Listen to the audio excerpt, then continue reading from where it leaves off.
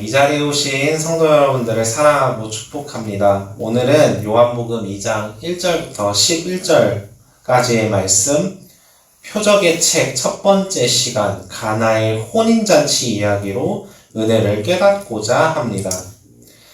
예수님의 사역, 특별히 예수님이 일으키신 이적들을 보도하는 4권의 복음서들은 다양한 예수님의 이적들을 우리에게 들려주고 있습니다. 일반적으로 이러한 이적들은 예수님의 신적인 권능을 보여주기 위해 기록되었습니다. 그런데 요한복음은 결이 좀 다릅니다. 공간복음은 예수님이 일으키신 기적을 이적이라고 합니다. 하지만 요한복음은 예수님이 일으키신 기적을 이적이라고 하지 않고 표적, 사인이라고 합니다. 우리가 가지고 있는 개역개정 성경에서도 대한성서공회는 이적이라고 번역하지 않고 굳이 표적이라고 번역하였다고 표기하고 있습니다. 여기서 표적은 이적처럼 예수님의 신적인 능력을 보여주는데 목적이 있지 않습니다. 좀 더 특별한 목적과 특별한 의미를 담고 있기 때문에 요한복음에서 등장한 이적들은 표적, 사인이라고 부릅니다. 요한이 이렇게 이적이 아닌 표적이라고 쓴 이유는 요한복음을 기록하게 된 목적을 보면 분명히 알 수 있습니다. 요한복음의 기록 목적이라 할 수 있는 요한복음 20장 30절 31절에서는 이렇게 보도하고 있습니다. 예수께서 제자들 앞에서 이 책에 기록되지 아니한 다른 표적도 많이 행하셨으나 오직 이것을 기록함은 너희로 예수께서 하나님의 아들 그리스도이심을 믿게 하려 함이요 또 너희로 믿고 그 이름을 힘입어 생명을 얻게 하려 함이니라. 예수님은 정말 많은 기적들을 행하셨습니다. 그런데 요한은 그 기적들을 전부 기록하지 않았습니다. 예수님의 기적들 가운데 예수님이 하나님의 아들 그리스도이시고 그 예수님을 믿고 생명을 믿게 하기 위해서 예수님의 기적들을 선별하여 기록하였습니다. 그래서 요한복음에 등장하는 예수님의 기적은 7번 등장합니다. 그리고 이 기적들이 표적, 사인이라고 표현했기 때문에 이 기적들이 지시하는 의미는 단순히 예수님이 이런 신적인 능력을 나타내셨다 이런 게 아닙니다. 그 안에는 예수님이 하나님의 아들이시고 하나님의 아들이신 예수님이 오신 의미가 무엇인지를 우리에게 전하고 있는 것입니다. 요한은 이러한 예수님의 7개의 표적들을 예수님의 때, 예수님이 영광 받으시는 때 이전에 모두 기록하고 있습니다. 요한복음에서 예수님의 때, 예수님이 영광 받으시는 때는 십자가에 달려 죽으실 때를 말합니다. 그리고 요한은 이 때를 요한복음 13장부터 보도하고 있습니다. 이러한 이유로 많은 신학자들은 요한복음 1장부터 12장까지의 이야기가 예수님의 표적이 중심이 되기 때문에 표적의 책이라고 부르고 13장부터 요한복음 마지막 장까지 예수님이 받으시는 영광의 의미가 무엇인지를 말하기 때문에 영광의 책이라고 부릅니다. 앞으로 새벽 예배 시간 동안 표적의 책에 등장하는 예수님의 7개의 표적 중 마지막 표적 나사로 부활 사건을 제외한 6개의 표적 이야기를 살펴보고자 합니다. 오늘은 첫 번째 표적 가나의 혼인잔치 이야기입니다. 오늘의 본문은 1절에서 이렇게 시작합니다. 사흘째 되던 날 갈릴리 가나에 혼례가 있어 예수의 어머니도 거기 계시고.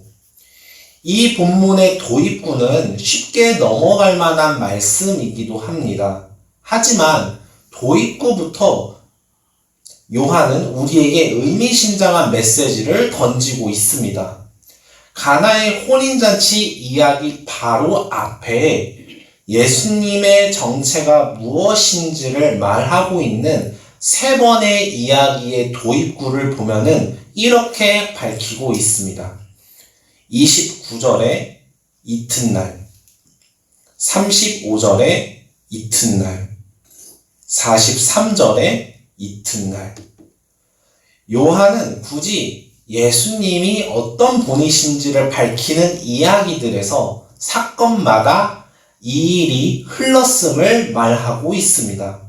그런 이유에서 1장 29절부터 51절까지 6일의 시간이 흐르고 2장 1절 가나의 혼인잔치가 일어난 시점이 7일째 되는 날, 완전한 날, 하나님이 질서를 세우시고 안식하신 거룩한 날이라는 사실을 우리가 알게 됩니다. 우리가 이러한 날에 특별한 의미가 있다는 것을 깨닫게 되었다면 2장 1절의 사흘이라는 날도 의미심장하게 읽을 수 있을 것 같습니다. 4절에서 예수님이 갑작스럽게 내 때를 언급했기 때문입니다. 요한복음에서 예수님의 때, 예수님이 영광을 받으시는 때는 예수님의 십자가 사건을 가리킵니다. 그런 이유에서 사흘이라는 날은 예수님이 부활하신 날을 암시한다고 우리가 읽어낼 수 있을 것입니다. 즉, 요한은 가나의 혼인잔치에서 일어난 표적이 역사가 완성되는 7일째의 날이며 예수 그리스도의 부활의 생명이 믿는 자들에게 흘러들어온 날임을 우리에게 알려주고 있다는 것입니다. 이런 의미심장한 날에 혼인잔치가 열립니다. 예수님과 제자들, 예수님의 어머니 마리아는 이 잔치에 청함을 받았습니다. 그런데 문제가 생깁니다. 잔치에서 마시는 포도주가 다 떨어지게 되었습니다. 보통은 이런 상황에서 혼주가 신경을 써야 하는데 마리아가 신경을 씁니다. 마리아가 말합니다. 포도주가 없다.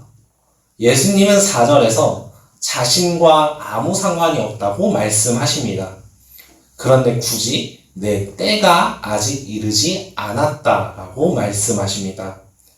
요한복음에서 등장하는 다른 표적들의 내용들이 예수님의 때를 언급하지 않고 오직 이 첫 번째 표적에만 이야기를 하기 때문에 예수님이 첫 번째로 일으키실 기적, 표적은 십자가에 달리셔서 죽으시고 부활하신 것과 긴밀하게 연결되어 있다는 것을 우리가 생각해 볼 수 있습니다. 그렇다면 그 의미는 무엇일까요? 예수님은 7절에서 하인들에게 명령하십니다. 항아리에 물을 채워라. 하인들은 예수님이 명령하신 대로 그대로 항아리에 물을 가득 채웠습니다. 그리고선 연회장에게 가져다 주라고 예수님이 말씀하십니다.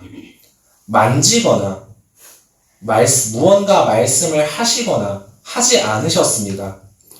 연회장은 항아리에 있는 물로 된 포도주를 맛보고 신랑을 불러 지금까지 좋은 포도주를 내왔음을 칭찬합니다. 우리가 주목해야 할 것은 예수님이 돌 항아리에 물을 채우라 명하신 것입니다. 우리는 쉽게 넘어갈 수 있는 구절일 수도 있지만 요한은 6절에서 이 돌 항아리가 왜 있었는지, 무슨 용도였는지를 굳이 설명합니다. 6절 말씀을 제가 읽겠습니다. 거기에 유대인의 정결 예식을 따라 두 세통 드는 돌 항아리 6이 놓였는지라. 이 돌 항아리는 유대인의 정결 예식을 위해 있던 돌 항아리였습니다. 원래는 제사장들이 성소에 들어가기 전 물두멍에서 수족을 씻으라고 하셨던 출애굽기의 말씀에서 이 말씀이 나온 것입니다. 율법 교사들은 이 말씀을 일반적인 상황에 적용시켜서 하나님 앞에 항상 성결해야 한다라는 이유로 이런 예식을 만들게 되었습니다. 중요한 건 유대교의 예식을 위한 항아리에 물을 채웠고 예수님은 그 항아리에 있는 물을 포도주로 바꾸셨다는 것입니다. 유대인들에게 있어서 거룩한 과정으로 돌입하게 하는 그 과정을, 그 방법을, 그 율법을 예수님이 바꾸셨다는 것입니다. 우리가 이 표적이 7째 날에 일어난 일을 기억한다면 이 표적의 의미를 깨닫게 됩니다. 예수님의 물을 포도주로 만든 사건은, 이 표적은 7일의 천지창조 사건처럼 새롭게 질서를 창조하신 표적입니다. 그리고 이 질서의 창조자는 예수님이십니다. 내가 거룩하게 될 수 있다고 생각하는 옛 질서, 옛 방법, 옛 율법을 예수님이 바꾸셨고 예수님을 통해서 바뀌게 되었다는 것입니다. 성결을 위해 준비된 돌 항아리 6개는 완전수 7에 도달하지 못한 부족한 숫자 6입니다. 오직 예수 그리스도를 통하여 7번째 날에 포도주를 담은 잔치를 위한 항아리로 새롭게 탈바꿈되었습니다. 그리스도 안에서 새롭게 창조된 것입니다. 요한은 오늘의 말씀을 이렇게 마무리하고 있습니다. 11절 말씀입니다. 예수께서 이 첫 표적을 갈릴리 가나에서 행하여 그의 영광을 나타내심에 제자들이 그를 믿으니라. 여기서 눈에 띄는 보도가 2가지가 있습니다. 첫째로 가나의 혼인잔치에서 일어난 표적을 첫 표적이라고 보도했다는 점입니다. 사실 이런 보도가 중요한 것 같지 않지만 요한복음에서 등장하는 예수님의 7개의 표적 가운데 표적 순서에 대한 언급은 단 2개밖에 없습니다. 그렇기에 굳이 첫 표적이라고 보도하는 것은 이 표적의 의미가 중요하기에 예수님의 첫 번째 표적을 우리가 반드시 알아야 요한복음을 깨달을 수 있다라고 요한이 말하는 것입니다. 둘째로 물을 포도주로 만든 예수님의 표적에서 예수님의 영광을 나타내셨다라고 보도했다는 것입니다. 요한복음에서 예수님의 영광은 예수님의 죽음과 부활을 의미합니다. 4절에서 예수님의 때 언급을 했다는 것을 같이 고려한다면 더욱이 이 사건이 사흘 후에 일어난 사건임을 우리가 인지하고 있다면 물을 포도주로 만든 사건은 예수님의 죽음과 부활과 연결지어 읽어야 함을, 반드시 그래야 함을 생각해 볼 수 있습니다. 그렇다면 가나의 혼인잔치, 물을 포도주로 바꾸신 표적의 의미는 정확히 무엇일까요?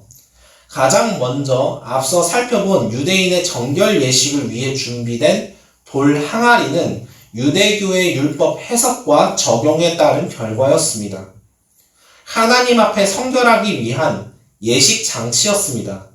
그렇기에 돌 항아리는 유대인에게 몹시 중요했을 것입니다. 그런데 예수님은 그 돌 항아리를 물을 담는, 포도주를 담는 용기로 사용하셨습니다. 만약에 유대 종교 지도자들이 이를 보았다면 극심하게 분노하면서 예수님을 신성 모독자라고 욕했을 것입니다. 하나님 앞에 나아가기 위해선 성결해야 하는데 그 의미를 담아서 수족을 씻는 돌 항아리를 준비한 것이었는데 그저 먹기를 위한 기능으로 항아리 용도를 예수님이 바꿔버리신 겁니다. 이러한 맥락에서 이 항아리의 물이 포도주로 바뀐 것, 그리고 이 말씀이 예수님의 죽음과 부활과 관련되어 있다는 것을 우리가 생각한다면 이 포도주는 예수님의 피임을 당연시 생각할 수 있을 것 같습니다. 그렇기에 하나님 앞에 성결해지기 위해 씻는 물이 예수님의 피로 바뀌었다는 사실을 깨닫게 됩니다. 나의 행위나 공로로서 율법을 지키고 수행함으로써 하나님께 나아갈 수 있는 것이 아니라 오직 예수 그리스도의 피를 믿음으로 하나님께 나아갈 수 있다는 것입니다. 옛 전통에 따라 성결할 수 있다고 믿었던 율법, 불완전한 숫자 6개의 항아리 안에 있던 물은 예수님을 통해 새로운 창조를 거쳐서 완전한 7번째 날에 새로운 전통, 예수님의 피, 포도주가 되었습니다. 내가 성결하게 되어서 하나님께로 나아가는 길은 내 행위가 아니라 예수님을 통해 가능하다는 것입니다. 실제로 요한복음 14장 6절에선 예수님이 이렇게 말씀하십니다. 예수께서 이르시되 내가 곧 길이요 진리요 생명이니 나로 말미암지 않고는 아버지께로 올 자가 없느니라. 내 행위가 아닙니다. 내 공로도 아닙니다. 오직 예수님을 통해서만이 가능합니다. 사랑하는 성도 여러분, 오늘의 말씀을 통해서 우리가 결단해야 할 것이 있다면 옛 질서에서 새 질서로, 물을 포도주로, 율법에서 믿음으로, 내 행위에서 예수님의 십자가로 나아가야 하겠습니다. 그 믿음의 결단이 우리에게 첫 번째 표적으로 나타나기를 축복합니다. 예수님께서 새롭게 창조하시는 그 7번째 날이 우리가 오늘 이 기도의 자리에서 일어날 줄 믿습니다. 오늘 하루 새롭게 창조하시는 예수님의 사역을 경험하는 저와 여러분이 되시기를 주님의 이름으로 축복합니다.